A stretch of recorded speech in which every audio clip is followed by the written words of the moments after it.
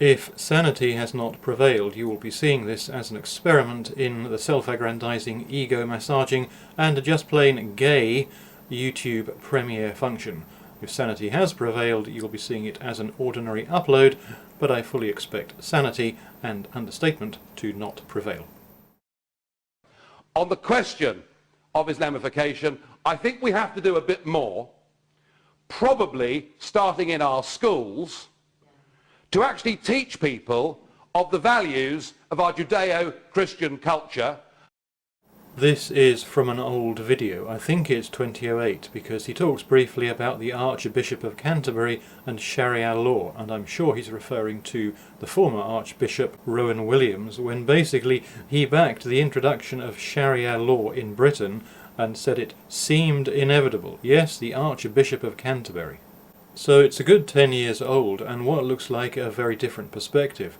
Is it a Damascene conversion, or is it just virtue signalling lying? It has to be one of the two if you look at the radical differences. He kicks off using an expression I wouldn't use myself. On the question of Islamification, I would tend to not use that word myself because it implies intent as opposed to just the random growth of Islam. And he didn't say what people refer to as Islamification. He didn't distance himself from the word at all. He completely owned it. And what he goes on to say doesn't contradict in any way the mindset of people who typically use that word. This could have been a generation identity speech. On the question of Islamification, I think we have to do a bit more, probably starting in our schools, to actually teach people of the values of our Judeo-Christian culture, the good that it's done and all that it's represented over centuries. Because I'm getting a bit tired of my kids coming home from school being taught about every other religion in the world, celebrating every other religious holiday, but not actually being taught about Christianity. Clearly a pro-Christianity stance. I don't think anybody would deny that he's saying give Christianity a fair crack of the whip, talk it up, and stop talking up other religions, all expressed with typical Farage gusto. No ifs, no buts, no caveats, no well, but, you know, straight up full frontal attack. Then he goes on to talk about Sharia law. There are over 20 police forces now in this country that turn a complete blind eye to the operation of Sharia courts and Sharia law. I didn't know that. Sharia courts deal with domestic issues and don't, on the face of it at least, oppose UK law. So what Farage is saying there goes beyond anything I would say. But then he says this. If you're not prepared as a nation from the top down to stand up for your cultures and your values, then those cultures and values will be threatened. Islam threatens Western culture, right? Listen to those two bits back to back. There are over 20 police forces now in this country that turn a complete blind eye to the operation of Sharia courts and Sharia law. If you're not prepared as a nation from the top down to stand up for your cultures and your values, then those cultures and values will be threatened. Am I hearing that wrong? Islam threatens Western culture is what he's saying there. And a bit further on, this is the real takeaway when he's talking about Australia as it was then. And if you listen to what John Howard and other PMs have said over the last 10 years, in the case of Islam, he said to them, you're welcome. You're welcome to come here and to have your children here and to bring them up as Australians. But if you're coming to take us over, you're not welcome. Now I'm just going to snick out the middle bit there. It doesn't change any context, it just tightens it up a bit. And if you listen to what John Howard and other PMs have said over the last 10 years, in the case of Islam, he said to them, you're welcome. You're welcome to come here, but if you're coming to take us over, you're not welcome. But if you're coming to take us over, Islam, you're not welcome. That's generation identity, Islamification right there. Not terrorism, culture. If your culture is coming to take us over, you're not welcome. Not if a small part of your culture, the terrorists, are coming, but if your specifically culture is coming to take us over, you're not welcome.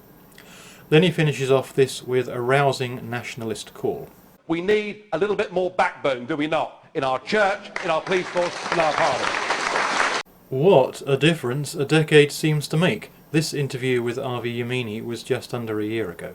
A few nights ago we were watching the Bolt report we'd seen, and it's created a lot of conversation where you condemn those in the right that are waging war on Islam.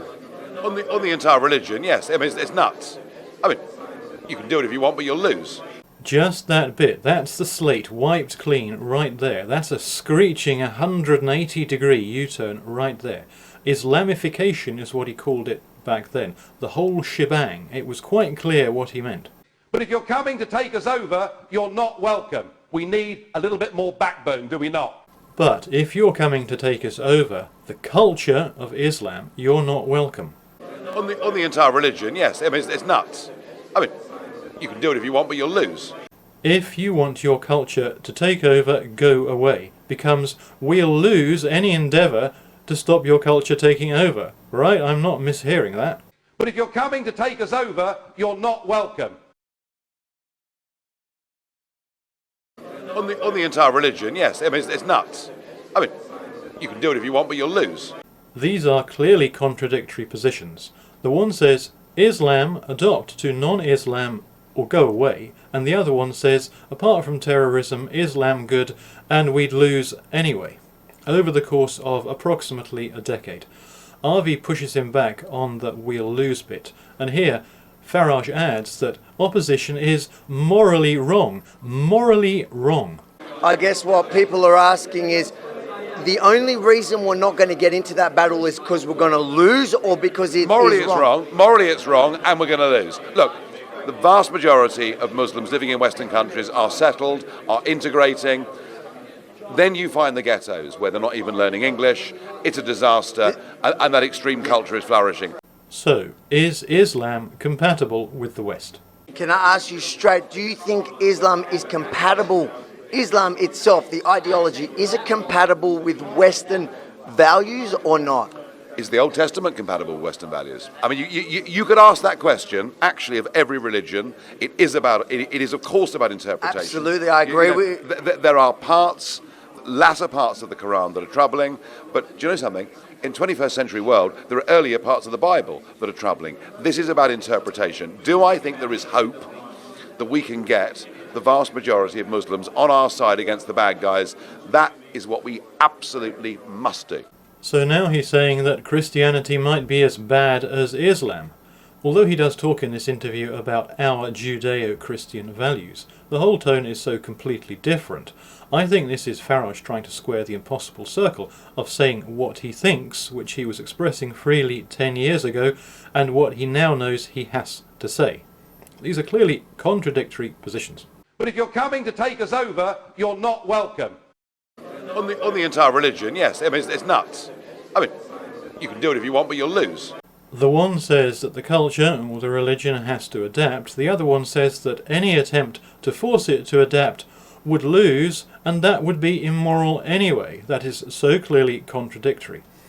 And you don't have to analyse it word for word. It's very easy to take an interview or whatever and nip a bit here and tuck a bit there and disingenuously misrepresent it as something it's not. I'll put them both in the description. Total is about 6 minutes. Just listen to them back to back.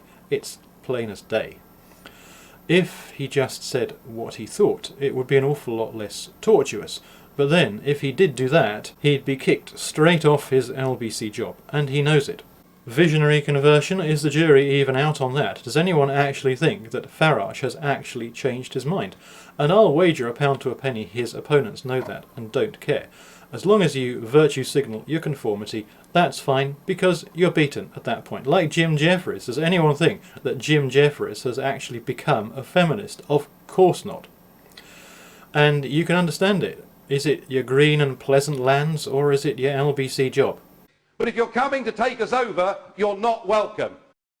On the entire religion, yes. I mean, it's nuts. I mean, you can do it if you want, but you'll lose. Sounds like the LBC job, and there's no money in the green and pleasant lands. There's only ostracism, banishment and exile, and it's very easy to criticise when you've got no skin in the game, but if you're putting a potential job at risk, a high-paying job, 100,000 a year or whatever he's on at LBC, you can quite see how it happens. It's the Faustian pact with the devil. I'll give you riches if you give me everything else. It's a tough choice to make, and I'm sure it really grates with Nigel Farage that he now has to fake conversion to Islamophilic groupthink. But at the end of the day, it is a pretty obvious 180-degree U-turn. I think we have to do a bit more to actually teach people of the values of our Judeo-Christian culture. Is the Old Testament compatible with Western values?